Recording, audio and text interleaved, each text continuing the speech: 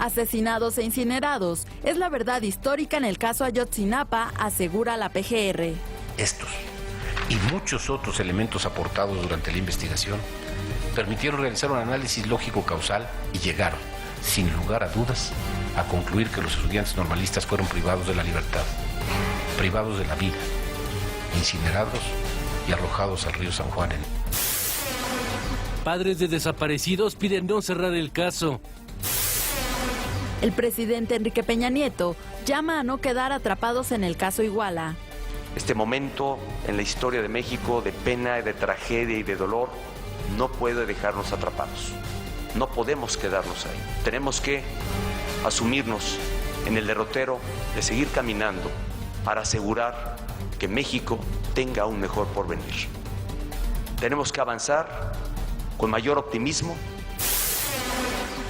Se reconstruirán 8 de los 11 kilómetros de las vías de la línea 12 del metro. La erradicación de la pobreza y la relación de Estados Unidos con Cuba, temas principales de la tercera cumbre de la Comunidad de Estados Latinoamericanos y del Caribe en Costa Rica. ¿Qué tal? Muy buenos días. Bienvenidos al primer café. Raimundo Riva Palacio, Paco Agüimes. Una conferencia de prensa. Algunos dicen que es histórica. Yo no sé si es histórica, pero sí es clara. ¿Conferencia de prensa histórica? Pues está, digo, lo están reflejando en algunos medios que yo no lo considero histórico. Creo que es una conferencia de prensa, la que estoy hablando de la conferencia de prensa del día de ayer del Procurador General de la República, que en donde proporcionan más información. Creo que es histórica en el sentido de la cantidad de información que proporcionan para poder respaldar la posición del gobierno de que de hecho estos muchachos fueron secuestrados, asesinados y que quemaron sus cuerpos ante un público que cuestiona, o por lo menos los papás cuestionan esa versión. Bueno, yo creo que hay que empezar por lo más importante. Lo más importante es que el Procurador General de la República cierra jurídicamente ayer el caso de la desaparición de los normalistas, donde ya se vuelve oficial el hecho de que los 43 fueron asesinados y fueron incinerados en el basurero de Cocula. Esta es la verdad jurídica. El procurador, yo no sé por qué, dice que es una verdad histórica, cuando realmente faltan todavía elementos para generar la verdad histórica, la certidumbre sobre la verdad histórica, pero sí es una verdad jurídica. ¿En qué sentido? Que tienen móvil, que tienen autores intelectuales, que tienen autores materiales y que tienen ya detenidos y delincuentes confesos. Esto que estoy diciendo lo pudieron haber hecho el 7 de noviembre. ¿Por qué se esperaron 81 días para que cerraran el caso en términos jurídicos? Es inexplicable, pero en estos casi 3 meses lo único que produjo la no acción del cierre jurídico del caso generó un enorme desgaste para el procurador, para el presidente, para el gobierno, para el país, para todos nosotros en el mundo e internamente. Estamos muy desgastados emocional, social y políticamente. ¿Qué es lo que significa que se cierra jurídicamente o qué es lo que no significa? Que está cerrado el caso penalmente. Esa es la diferencia sustancial. Bueno, no la diferencia sustancial, esta es la diferencia del matiz en términos públicos, porque no es un carpetazo.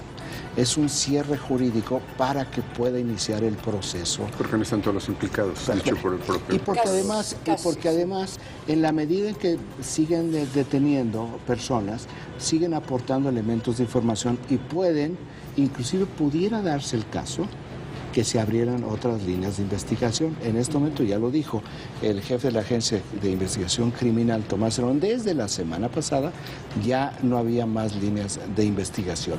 Cuando Tomás Herón dice esto la semana pasada, aquí dijimos, bueno, van camino, aquí lo platicamos, van camino al cierre jurídico del caso. ¿En qué se basa el procurador para este cierre jurídico del caso? En 487 dictámenes periciales, que eso es a lo que se refieren, que es una investigación, lo dijo el presidente, sin precedente. En ese sentido también es histórico. Pero son 487 dictámenes periciales y 4 testimonios.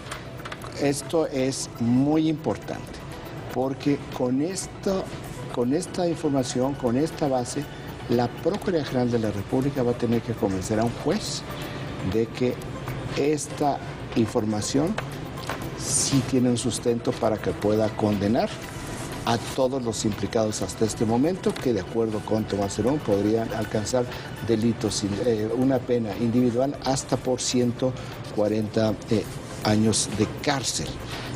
¿En qué a qué vamos? A una lucha retórica. Empezando por el procurador, que dice argumentativa.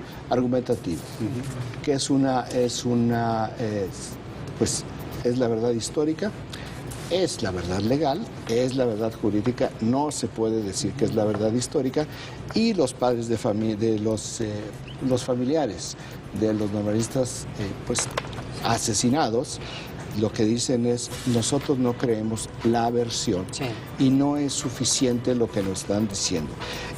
Esta es una reacción esperada, o sea, no hay que sorprenderse en absoluto de lo que sucedió, pero lo que cambia de manera muy significativa es la relación del gobierno con ellos, porque este cierre del caso jurídico también saca finalmente al Procurador General de la República de haber sido el fiscal de Ayotzinapa durante 4 meses y lo regresa a sus funciones, que es la de Procurador General de la República. Que es como si hubiera sido un fiscal especial. Exactamente, y no se nombró un fiscal especial. Yo me hubiera imaginado, creo que una fórmula era un fiscal especial, pero no se nombró un fiscal especial, ni tampoco se nombró ninguna coordinación que mantuviera esta relación con los padres de familia y los abogados. ¿Qué significa? Que lo que hizo el gobierno del presidente Peña Nieto políticamente fue reducir al máximo la exposición pública de este caso. Sí. Eso también están reclamando los abogados y los padres de los normalistas. Pero el presidente Peña Nieto, parafraseándolo, porque fue en otro, no es textual lo que dijo ayer antes de esta conferencia de prensa, pues ya es tiempo de salir de la trampa de Ayotzinapa y seguir avanzando en los otros temas de la vida pública. Es como la síntesis del conflicto que estamos viendo, que lo vamos a ver un poco más adelante ya en sus detalles sobre la investigación, sobre algunas correcciones que hay, sobre algunas insuficiencias, algunas contradicciones, líneas de investigación que nunca se abrieron y que sin embargo domina 60% del pay informativo que nos proporciona la agencia Inteliteo, y 60% es la conferencia del Procurador General de la República sobre el caso Ayotzinapa, que nos ha tenido realmente en un vilo social, político y emocional durante 4 meses. Creo que ahí observé una diferencia en la cobertura internacional. CNN Internacional tuvo una mesa específica para tratar la conferencia. Digo, porque creo que a nosotros ya nos suena medio familiar la historia. Es por lo menos la segunda o la tercera donde se cuenta. Y cobertura en vivo de las conferencias. De las dos. Exactamente. De las dos. De hecho, yo iba a salir en uno de estos programas para hacer comentarios y dije, no, si salió toda la conferencia completa del procurador en vivo, vamos a hacer lo mismo para los papás. Entonces, ayer en CNN en español, por lo menos hubo 3 horas de cobertura en vivo sobre este tema, que es increíble cuando uno piensa que la cobertura está mucho más dirigida no a México. Exacto. Es para Estados Unidos y el resto de América. Básicamente es América Latina. Sí, pero también CNN Internacional le dio un espacio. A donde voy es que, ahora sí, aquí lo platicamos en esta mesa en octubre. Este no es un tema sencillo, este es un tema que va a brincar a la prensa internacional. ¿Te acuerdas cuando aquí lo platicamos? Sí. Y aquí nadie entendió entre las autoridades que el tema de lo que había sucedido en Iguala, por ser normalistas, estudiantes, era un giro totalmente distinto que iba a generar una tensión y una preocupación intensa en el mundo. Bueno, pero yo noté que la diferencia es que ahora se atendió mucho más las circunstancias de la historia y las caras de los conductores cuando se comentaban entre sí cómo habían sido los hechos. Eran caras horrorizadas. O sea, yo no recuerdo... La conferencia, hay que decir que tiene muchos rasgos de insensibilidad. Cuando uno estudia periodismo, estudia ética, no en México, porque no existe la materia de ética en el periodismo, lo que siempre dicen es que hay temas donde siempre se tiene que minimizar el daño, a partir de la pregunta que se hace uno mismo. Sí. Y cuando esto yo lo haga, los familiares de las personas de las cuales me refiero, ¿cómo se van a sentir? Pero en este caso no podrías pasar a ser impreciso, porque esa era la idea del video. Pero aquí hay me parece, dos abusos. Una, la musicalización. Eso fue un abuso. Me parece muy interesante la manera como se reconstruye visualmente el caso. Sí. Me pareció muy útil, me pareció muy novedoso, me pareció que permite crear la narrativa de manera didáctica, pero la musicalizaron, no era una telenovela. Sí. O sea, no es un programa como El Primer Café, donde nosotros mismos decimos, ¿por qué ponen música? Nos llegan mensajes en Twitter y nos reclaman que por qué musicalizan el programa. Bueno, pero aquí no estamos, en todo caso es un asunto de gusto, pero no hay ningún problema. Pero en el caso donde están mostrando un crimen, la musicalización sí inmediatamente lleva el subconsciente a decir, entonces lo que estamos viendo es un programa de televisión. Sí. Con la etiqueta recreación. No, establecen perfectamente para evitar que les digan este es un montaje. O es recreación, me parece que es el término correcto. Pero llamó la atención mucho el tema. La musicalización es un asunto. Luego la otra parte que me Pero eso te parece insensible. ¿O te parece poco insensible? No, me parece muy bien la narrativa, me parece muy insensible la musicalización. ¿Y qué sentido tendría la musicalización? Nada, ¿Cuál fue la intención? Nada. Hacerla precisamente mucho más dramático, como un programa de televisión. Bueno, la otra parte que me pareció insensible es cuando el procurador, en este afán por la certidumbre legal, porque lo que vimos en la conferencia de defensa es la lucha permanente por transmitir la verdad jurídica de la Procuraduría General de la República, y presenta la muestra de Alexander, del normalista, que el laboratorio que en Innsbruck determina que sí sus cenizas son del basurero de Cocula. Aquí es cuando se plantea fundamentalmente este ángulo de minimizar el daño. Paco, tú eres padre de una víctima que llevas 4 meses sufriendo, que has tenido impactos que te dicen, bueno, su hijo sí fue de acuerdo con las pruebas de ADN reconocido. Y luego, ¿qué es lo que tienes tú? Tu hijo está totalmente en tu cabeza, en tu cuerpo, en tu corazón, y te sacan una roca. ¿Cuál es el daño para ti? Lo que digo es esa insensibilidad de no haber pensado en los otros. Que eso es lo que a mí no me gustó absolutamente nada. Sí, soy totalmente partidario, y aquí lo estuvimos diciendo muchas veces, de que jurídicamente se cerrara el caso. Sí, y también y esto lo vamos a ver, vamos a seguir con ese debate más adelante. Sí, porque también todavía no entramos a los detalles de la investigación. 16, este 16% del Instituto Nacional Electoral, el hecho de que la Secretaría de la Marina va a resguardar la materia que electoral. Es el segundo tema. Raimundo, alguien que me diga en dónde legalmente puede hacer eso la Secretaría de la Marina. Permíteme recordarte algo. No, pero es que esto no es nuevo. Sí, yo sé que no es nuevo. No, cada elección, aquí la diferencia es lo que acaba de decir Paco. Lo hace la Marina y no el Ejército. Siempre se ha hecho. Sí. No nada más siempre se ha hecho, siempre se ha publicitado.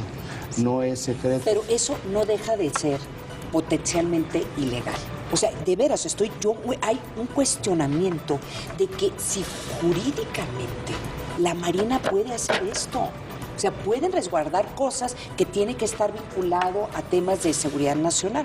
está bien. Ok, entonces que justifiquen que este trabajo que están haciendo, resguardar las boletas, el material electoral, es un tema de seguridad nacional. O sea, yo no he visto la descripción, la justificación jurídica. Y es donde se empieza a meter el problema. Eres más vehemente con este tema que con el ejército en las calles haciendo tareas de policía de crucero. No, pero es que, ¿sabes qué? Pero por lo menos han tratado de justificarlo, han hecho un intento de justificarlo, y hay una decisión de la Corte, y lo tratan de vincular con temas de seguridad nacional. Entonces no vas a ver al ejército haciendo en una ciudad que está completamente... Supongo que el mensaje es dar certidumbre sobre la elección. Esa es la razón por la cual desde, no sé si 3 o 4 o 5 elecciones, el ejército resguarda los paquetes. El ejército, es la Secretaría de la Marina. Bueno, pero es lo mismo, son las Fuerzas Armadas. Los dos atienden la seguridad nacional. Bueno, ¿Tendrá que ser la Policía Federal?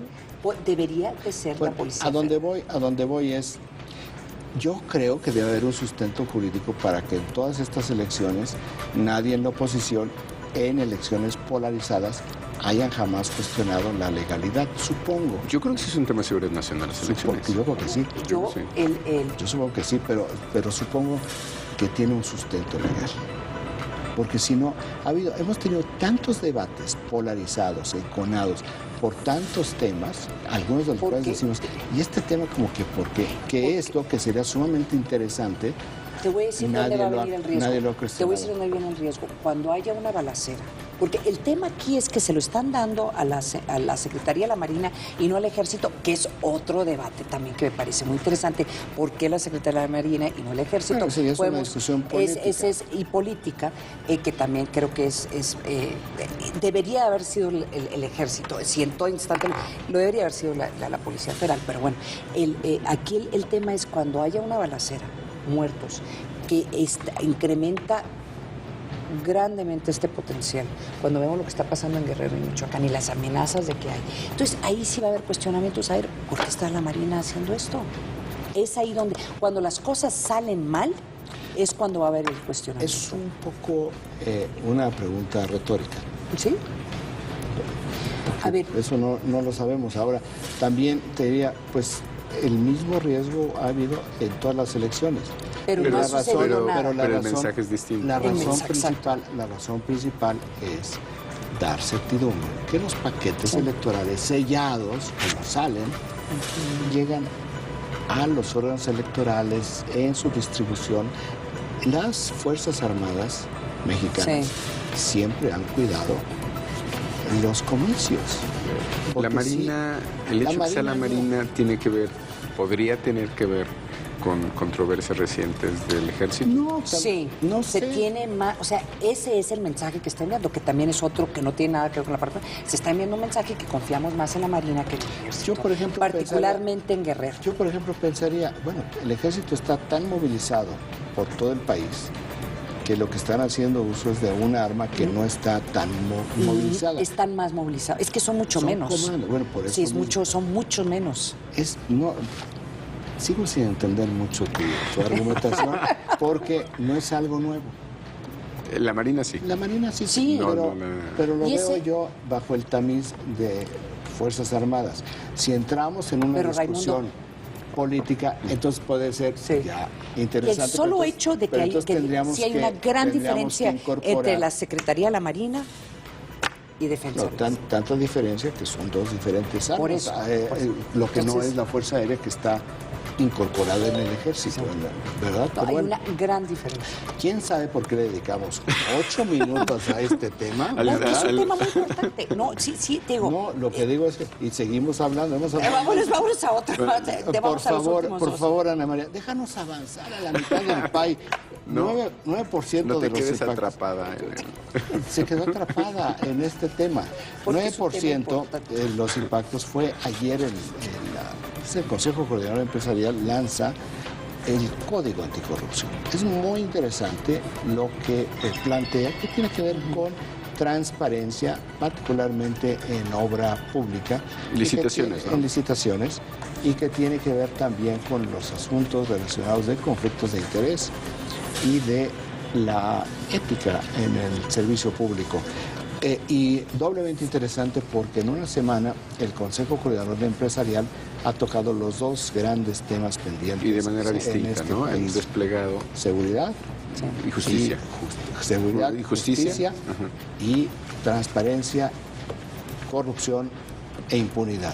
Y este documento que presentan es un documento como regaño, porque es un código de ética para los empresarios, no para el gobierno, que es el otro lado de la moneda. Porque no podría. No, pero sí podían hacer, sí han hecho sugerencias, ellos hacen sugerencia con cierta frecuencia. Para eso existen las contralorías internas. Pero la parte que tiene que ver con lo que está planteando los empresarios existe dentro del gobierno, dentro de los gobiernos, los órganos de control interno. Pero lo que ha dicho el gobierno, y con mucha frecuencia y con mucha razón, es que para bailar se necesitan dos. Y ha habido este tema de que tiene que también asumir responsabilidad el sector privado de la corrupción en el país, porque tiene que haber empresarios que estén dispuestos a pagar. Hoy sí amaneciste viéndole dos patas al gato, ¿verdad? Todo. Por supuesto que tiene que ser un código para los empresarios, me parecía que era obvio, porque no puede un órgano privado, por más importante que sea, dictarle a un gobierno pues cómo administrarse, cómo gobernarse, porque eso no funciona de esta manera, porque además sería redundante.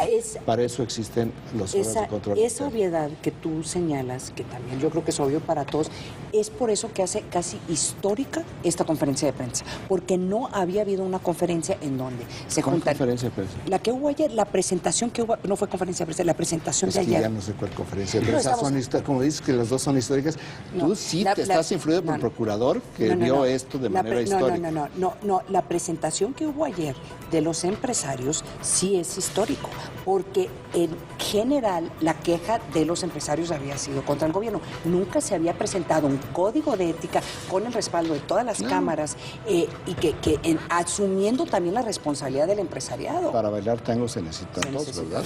Ya lo sabemos desde que se inventó el tango. 8% de los impactos, ¿podemos avanzar? Sí, vamos. 8% de los impactos.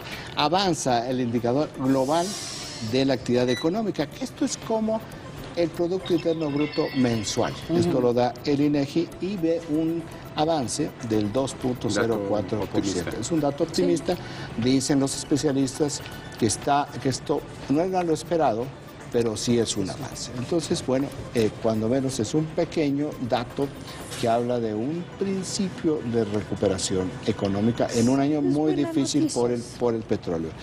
Y 7% de los impactos, pues finalmente ya hubo el primer juicio oral en el Distrito Federal, que es la primera entidad que...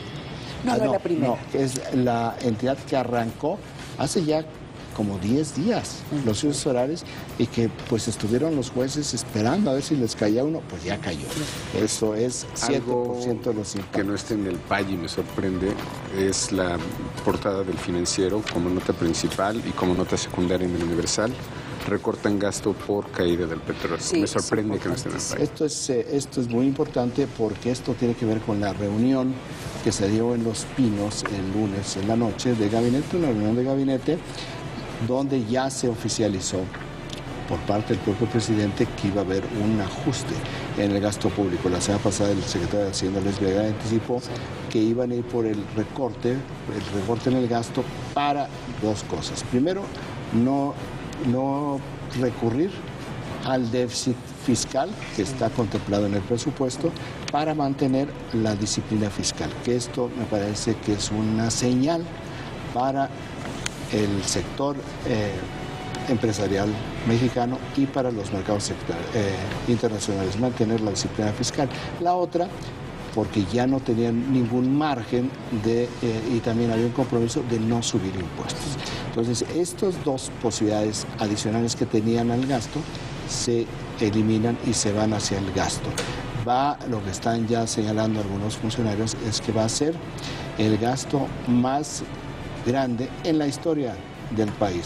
Sí. También va a ser un asunto histórico. Están definiendo en este momento con el secretario de Hacienda, cada secretario de manera casuística están viendo en dónde se pueden recortar, dónde van a venir los principales recortes en lo que en el gasto corriente, Es el más evidente.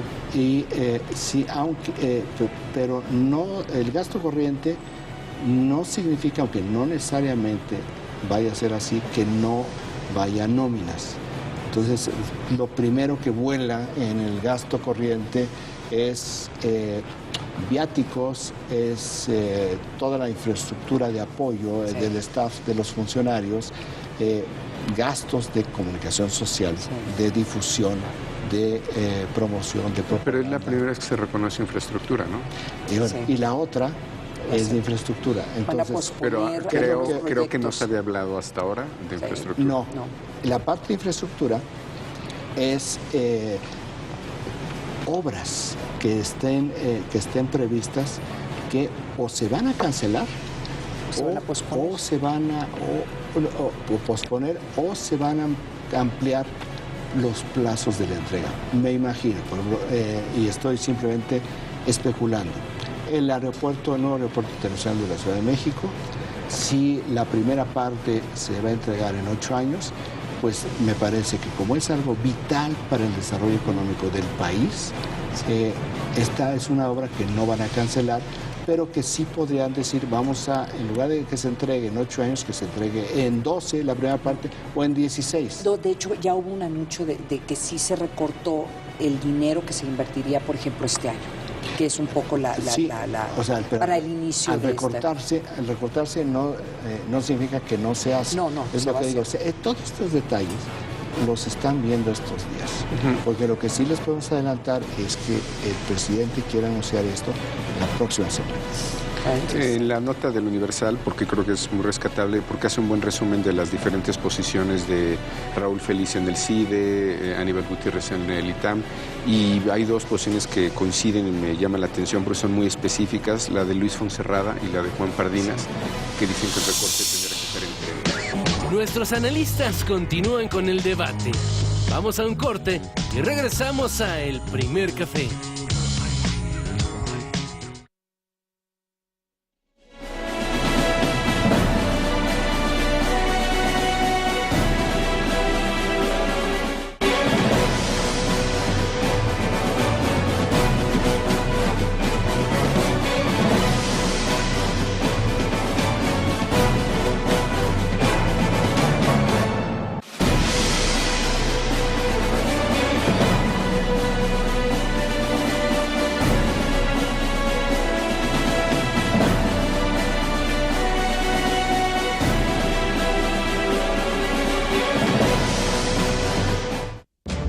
Del arquitecto de los mejores aeropuertos del mundo, Hong Kong, Beijing. Ahora, Norman Foster ha diseñado el nuevo aeropuerto internacional de la Ciudad de México. El aeropuerto más grande de Latinoamérica. Y el tercero más importante del mundo.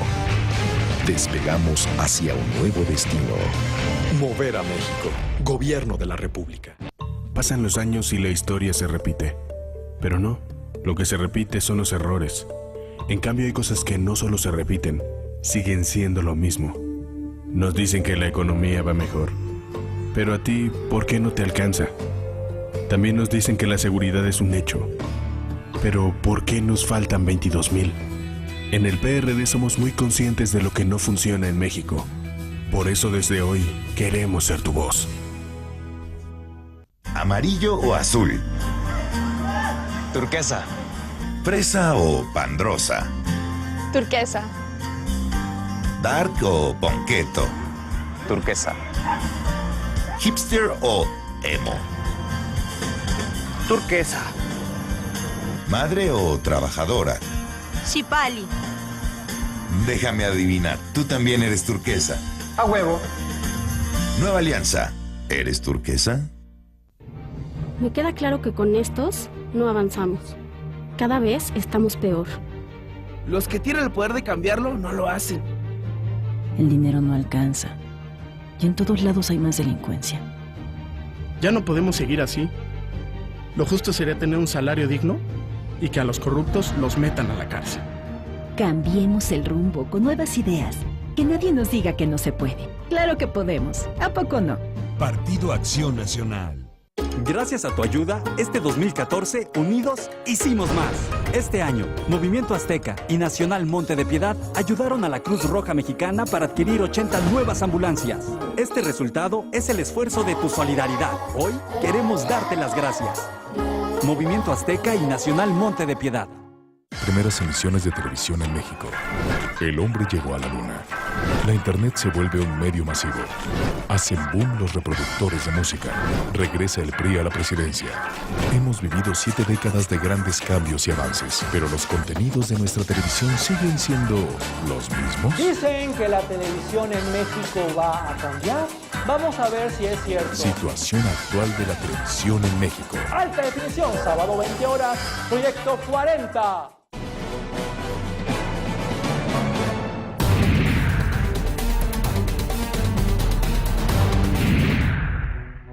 Con base en 487 dictámenes químicos, biológicos y balísticos, 386 declaraciones y 153 inspecciones ministeriales, la Procuraduría General de la República confirmó que los jóvenes de la Escuela Normal Rural Raúl Isidro Burgos de Ayotzinapa, Guerrero, fueron asesinados.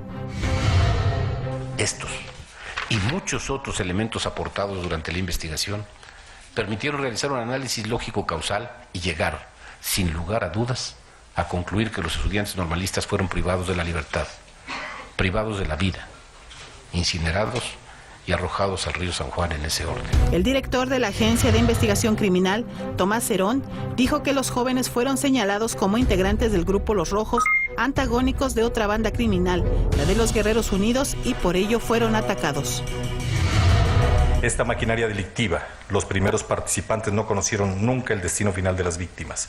Los que los trasladaron, entregaron y ultimaron obedecieron las órdenes transmitidas por sus superiores.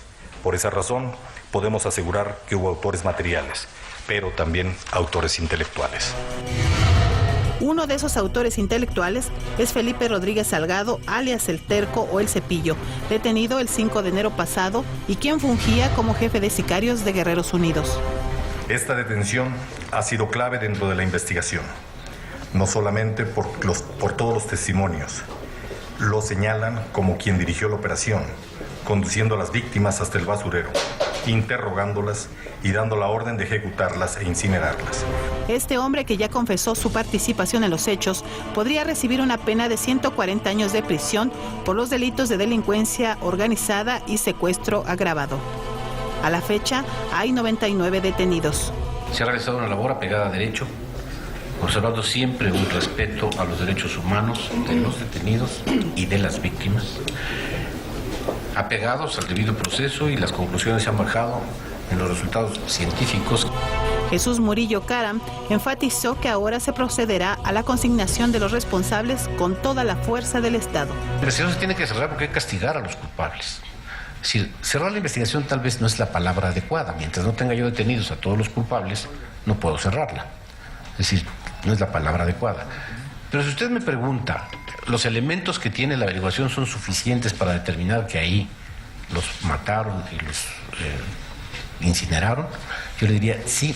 Más tarde, los padres de los 43 jóvenes de Ayotzinapa desaparecidos rechazaron la versión de la PGR respecto a que sus hijos fueron secuestrados, asesinados e incinerados en el basurero de Cocula, Guerrero. No vamos a permitir que concluya o que cierren las investigaciones que hoy dieron a conocer con la sola declaración de los asesinos. Nosotros hemos caminado con la verdad y en una lucha pacífica le hemos demostrado a este gobierno que nuestro movimiento es por vida y por respeto a la integridad física. Reiteraron que aún hay puntos por aclarar, por lo que seguirán, dicen, en lucha pacífica para encontrarlos. Regresamos con nuestros analistas a la mesa de El Primer Café. Subrayando de nuevo un comentario que se hizo en la mesa hace varias semanas. Esta investigación sería un reto para cualquier procuraduría en cualquier parte del mundo, no solamente por el número de muertos, porque estamos hablando de 43 asesinatos desde la óptica de la procuraduría, pero también la capacidad que tuvieron estas personas, estos criminales, de desaparecer la evidencia. O sea, están tratando de condenar a más de casi 100 personas sin tener cuerpos. Y eso en base a evidencia científica y a por lo menos los 3 testimonios que se hicieron públicos. Creo que de lo muy poco nuevo ayer fue la insistencia del procurador a que tenían 3 cuerpos. Es decir, 3 cuerpos que tienen desde el principio, más la evidencia de Alexander. Pero es lo único que tienen. Bueno, el cepillo, sí, pero es testimonio. Aquí estamos hablando de la evidencia para el juez, sí. O sea, para poder dar sustento. Sí. Ahora. Y en eso tienen un punto, pues, Pero ¿sabes cuál es el problema, Paco? Que lo que vimos, con distintos detalles, lo informó el exfiscal de Guerrero, Iñaki Blanco, a la prensa el 6 de octubre. Esto fue la noche del 26 de septiembre. Pues 10 días después estaba informando lo general, ya está. Es policía, detuvieron a estas personas porque creían que eran de los rojos, se los entregaron a Guerreros Unidos, quienes los mataron. Ahí está la base central de esta investigación. Lo que vimos ayer con esta recreación, de la cual ya hablamos hace rato, lo establece el procurador como si se hubiera dado a partir de las declaraciones de Felipe Rodríguez, a quien apodan el Cepillo, que fue detenido a mediados de este mes de enero, 16 de enero me parece, después de que se intentó escapar, se intentó ir de indocumentado a Estados Unidos y lo rebotaron, y ya le encontraron la pista y lo detiene la Marina. La Marina el 16 de enero, no en Guerrero. Pero la recreación, todos los detalles de la recreación, pues ya fueron dados y los dio el propio Procurador General de la República el 7 de noviembre pasado en función de otro testimonio, de uno de los 4 testimonios que apoyan esta investigación, que es de Agustín García, que se llama el Chereje. De hecho, ayer en la noche, cuando los abogados y los familiares de los normalistas cuestionan cuestionan el fallo, el cierre del caso, la conclusión, establecen como uno de sus puntos centrales es que no se puede cerrar porque Felipe Rodríguez, apodado el Cepillo, no estuvo todas las horas, no podía saber él si estuvo todas las horas, lo cual tiene mucho sustento. El tema es que Agustín García, el Chereje, fue de los que participó. Entonces, cuando él hace esta declaración ministerial, que ayer se incorpora una parte en la narrativa, pero ya estaba desde antes del 7 de noviembre pasado, él sí estuvo todo el tiempo. Entonces, él es el que aporta toda esta información. Por eso, para mí, la parte central de esta recreación, pues no la dio Felipe Rodríguez, la dio Agustín García. Y quien establece la vinculación de Guerreros Unidos con las autoridades locales y con las autoridades estatales, que esa es una línea de investigación que no se hizo, ¿verdad? Pese a que... Y que no está cerrada. Pues yo creo que sí, pero déjame terminar nada más esto, porque esa es una parte sobre las líneas de investigación que no se hicieron, pese a que están en los testimonios. Sidronio Casarrubias, jefe de Guerreros Unidos, fue detenido, si mal no recuerdo, al día siguiente o 2 días después de lo que sucedió en Iguala. Fue detenido por las Fuerzas Armadas, detenido en el Estado de México. Y Sidronio Casarrubias se convierte en el principal testigo del Procurador General de la República, de la Procuraduría, y el Procurador lo interroga directamente, hace ya antes de noviembre, y él es el que establece todo este entramado y explica cómo operaba la organización en términos de células. Ayer Tomás Herón dijo que había sido muy compleja la investigación por la manera como se organizaban, y él establece los compartimentos. Dice, operaban con células, entonces había una célula encargada de que no conocía la célula encargada de B, es decir, alguien podía secuestrar y se entregaban y era otra célula la que podía realizar el asesinato. Eran como tareas. Sí, ahora no se conocían entre ellas. Y esas células solamente conocían a su responsable directo, a quien solo conocían por el apodo. Es decir, es una colmena. Me llamó mucho la atención esta descripción, porque eso no lo hace el crimen organizado. Sí, pues, lo hacen las guerrillas. Sí. Tenían estructura de guerrilla. Esta es una organización de guerrillas, pero si tú piensas, Guerreros Unidos se crea en el 2009, eran matones de los hermanos Beltrán Leiva, o sea, no eran personas sofisticadas, no venían de una lucha política, no cambiaron de bando, no son las FARC yéndose al narcotráfico, eran asesinos, eran mercenarios, eran sicarios. Entonces tienen esta estructura de guerrilla. Sí me llama mucho la atención lo que dice el jefe de la agencia de investigación. Les propongo esto, nos tenemos que ir a un corte, pero regresando vamos a continuar esta conversación y este análisis sobre la conferencia de prensa y la reacción de los papás de estas víctimas de Ayotzinapa. No se vaya, mucho más aquí en el Poder Café.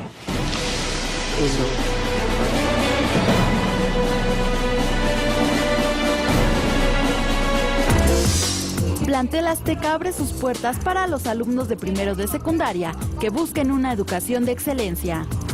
Del 3 al 6 de febrero se entregará la solicitud de ingreso a esta escuela de alto rendimiento.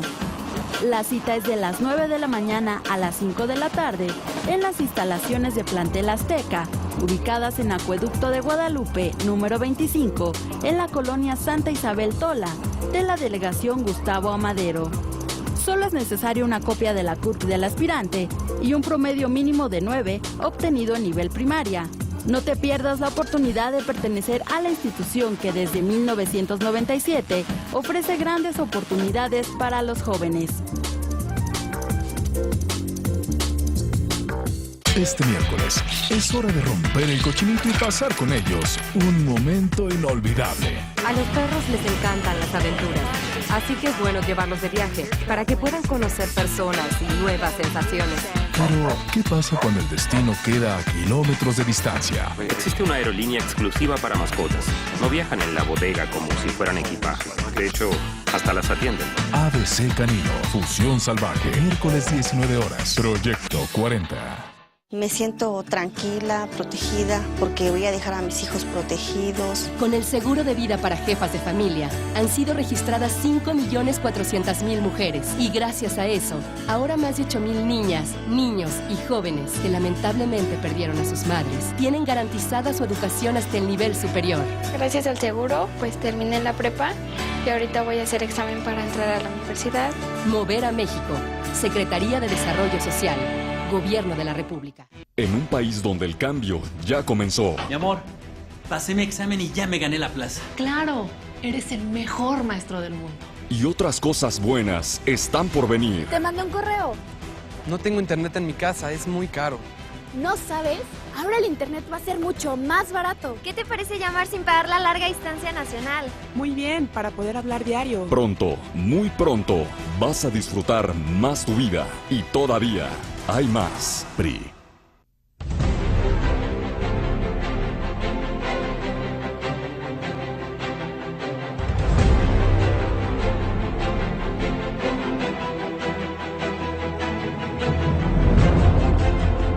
Decidimos ser la oposición, decidimos ser de izquierda. Decidimos luchar día a día, decidimos ser de izquierda.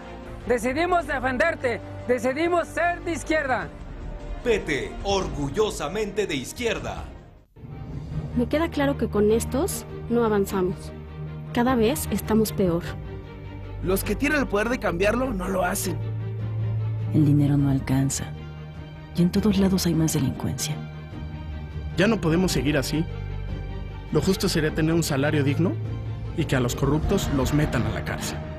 Cambiemos el rumbo con nuevas ideas. Que nadie nos diga que no se puede. Claro que podemos. ¿A poco no? Partido Acción Nacional. Antes, el problema educativo era un tema que no se enfrentaba de manera decidida. Ahora, gracias a la reforma educativa, se están entregando tabletas electrónicas a los niños de 5º año. Se triplicaron las escuelas de tiempo completo y se está entregando presupuesto a cada escuela para mejorar sus programas e instalaciones. Esto es la reforma educativa en acción. Mover a México, Gobierno de la República. La mano perfecta para informarte la situación de nuestro país la tienen Leonardo Curcio y María Amparo Casar. Crece al 4.4% Pakistán, Colombia está creciendo al 4.4% y este país no despega más. La gente está enojada. Las cartas están puestas sobre la mesa y con ellas un posible cambio para el rumbo de Tú y México. yo nos comprometemos a cambiarlo en esta mesa, pero que nos ayuden los políticos. Lo tomas o lo dejas. Miércoles 21 a 45 horas. Proyecto 40. Retención. El comandante Ignacio Aceves, de la Policía Municipal de Cocula, que se encontraba en Apipiglulco, recibe la orden vía telefónica por parte de César Nava González, subdirector de Policía de Cocula, de dirigirse a Iguala. En su trayecto a Iguala, se percata del autobús Volvo gris que estaba rodeado por patrullas, pero lo ignora y continúa así con su ruta. Ya en la comandancia de Iguala, le son entregados al comandante Aceves entre 10 y 15 estudiantes, los cuales son subidos a 2 camionetas de la policía y trasladados a la carretera Iguala-Teloloapan, a la brecha conocida como Loma del Coyote. Al llegar a la brecha, se dan cuenta que ya estaban en el lugar 3 unidades de la policía que habían trasladado aproximadamente 30 estudiantes más y que nunca fueron ingresados a la comandancia. Además de las unidades, también había una camioneta blanca de 3.5 toneladas donde son subidos los estudiantes normalistas. En el lugar, reconocen la presencia de un sujeto con el alias El Pato y otro más conocido como El Terco. En este punto, los normalistas detenidos son entregados a elementos de la Policía Municipal de Cocula. Desaparición. En Cocula Guerrero, Patricio Reyes Landa, El Pato, recibe la orden vía telefónica por parte de un sujeto conocido como El Terco de reunir a su grupo y apoyar a la gente de Iguala. Entonces me hablan y me dicen que ahí espere, que ahorita va a llevar una camioneta de 3 toneladas, que ahí porque vemos a más chavos, pues más paquetes de esos. Entonces yo espero y llega un chavo que le dicen Primitín. Él llega ahí con un chavo que le dicen El Peluco. Entonces cuando van llegando, como a los 5 minutos, llegan unas patrullas con alitos pues, de los policías de Iguala. Y entonces ellos nos comienzan a bajar a los chavos. Entonces nosotros comenzamos a subir a la camioneta. A ver, entonces, ¿cuántas patrullas llegan? Como unas 7 o 8. 27 de septiembre. Las 2 camionetas llegan al basurero que está a aproximadamente 7 kilómetros de distancia de Cocula, donde bajan a todos los normalistas y los acuestan boca abajo. Aproximadamente 15 de ellos llegaron sin vida, posiblemente por asfixia. Estaban vivos, se levantaban, paraban y ya después caminaban. Entonces ya ahí los ponían y le decían, no, sí, les tiraban. Todos, yo como se iban bajando, así los iban dejando. Ya los que los agarraban, ya por aquí les tiraban. Y ya entonces los demás los jalaban de las patas o ya sea de las manos y los iban acomodándose ahí. Y ya los demás chavos estaban aquí. Los que quedaron vivos quedaron de este lado. Entonces el flaquito, que fue casi de los primeros, estaba aquí, por aquí. Y él dijo que él iba a decir que no le hiciéramos nada. Entonces se levantó y se puso aquí. Sí, se puso aquí todo con la mano en la cabeza y ya empezó a decir que el invitado fue su loco, era el que tenía la culpa de que ellos estuvieran.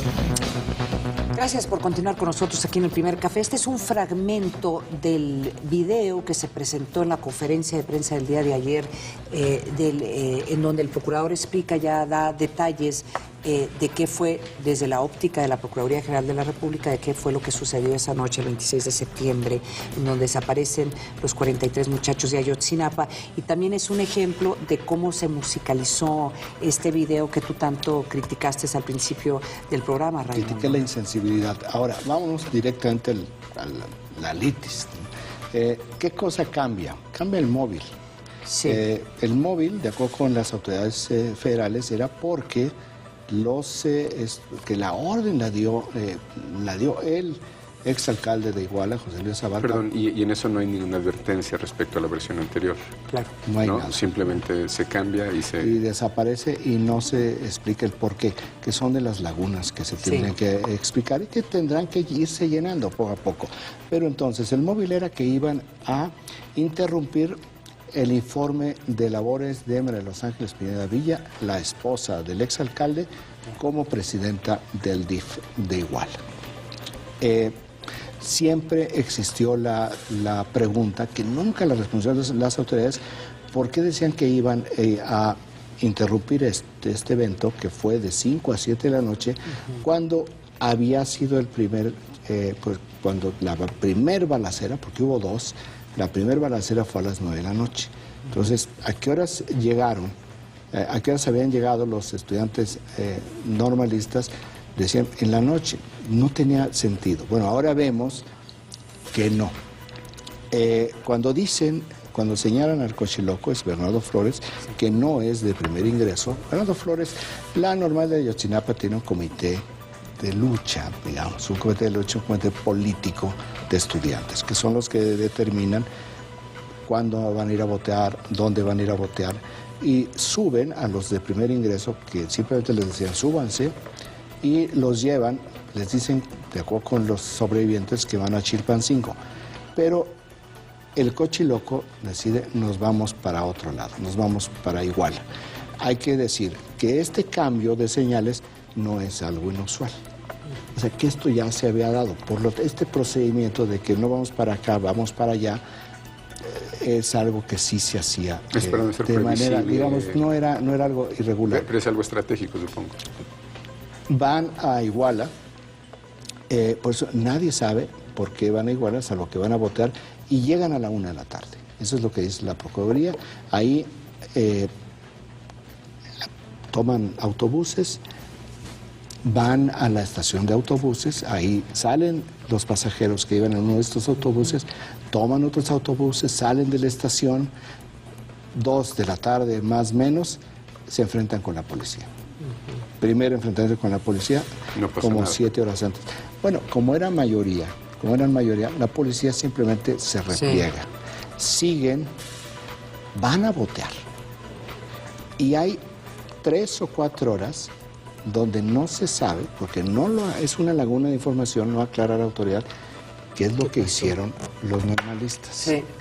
Y lo siguiente que vemos es que van y viene un nuevo encuentro con la policía, que los detiene, habían secuestrado autobuses, se hacen de palabras, los normalistas les empiezan a tirar piedras, y en ese momento reacciona la policía a balazos.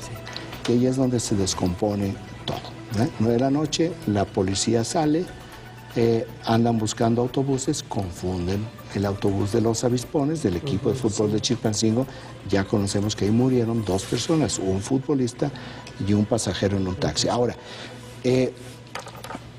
en un principio, nada más con esta información, se puede preguntar, bueno, ¿cómo llenan las lagunas del tiempo?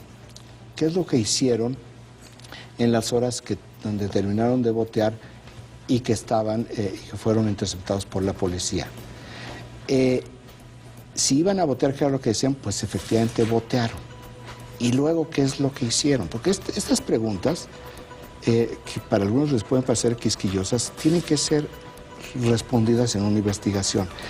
Luego, dicen, cuando el ex fiscal en Guerrero detiene a los policías, dicen los policías que recibieron la instrucción de detener a 17. Nunca se supo quiénes eran estos 17, pero desde un principio decían que es una célula de los rojos. Cambia el número de 17, que se mantuvo el número de 17 durante mucho tiempo. Perdón, y nada más ahí el procurador dice que la mayoría eran estudiantes, pero no niega la existencia de la célula. No la niega en la conferencia, pero al final, ya de salida alguien le hace una pregunta y él dice, no tenemos ninguna evidencia de que sean de que hayan estado infiltrados por los rojos, lo cual es una contradicción que tú acabas de observar perfectamente. Él dice la mayoría de los estudiantes, no todos los estudiantes. Y hay 3 estudiantes que señalan que eran la parte de la célula de los rojos, a quienes no identifica. Aquí en este fragmento vemos cómo señala uno de los jóvenes de primer ingreso, aquí aparece con el cabello, pues estaban prácticamente rapados, que señala a Bernardo Flores.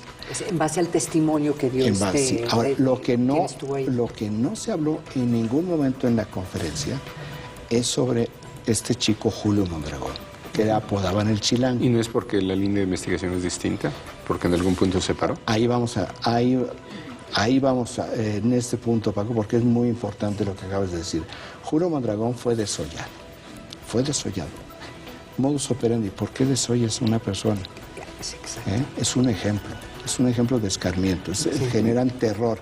Y el terror no es para la persona, sino para a quien está representando. Esta es la lógica en ese tipo de asesinatos. Pero Julio Mondragón se mantiene como una persona desollada y las primeras investigaciones dicen que él era parte o el jefe de la célula de los rojos, algo que ha sido negado sistemáticamente por los familiares, por los abogados y por todas las personas vinculadas con la Normal de Ayotzinapa.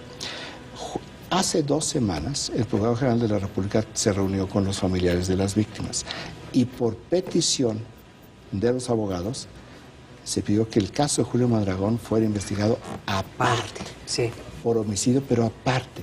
Porque esto que estamos señalando nunca se hizo público. Nunca se hizo oficialmente público. Quien lo hizo público fue la legisladora Laida Sansores. Pero la prensa no siguió esta línea de investigación y no le preguntaron ayer.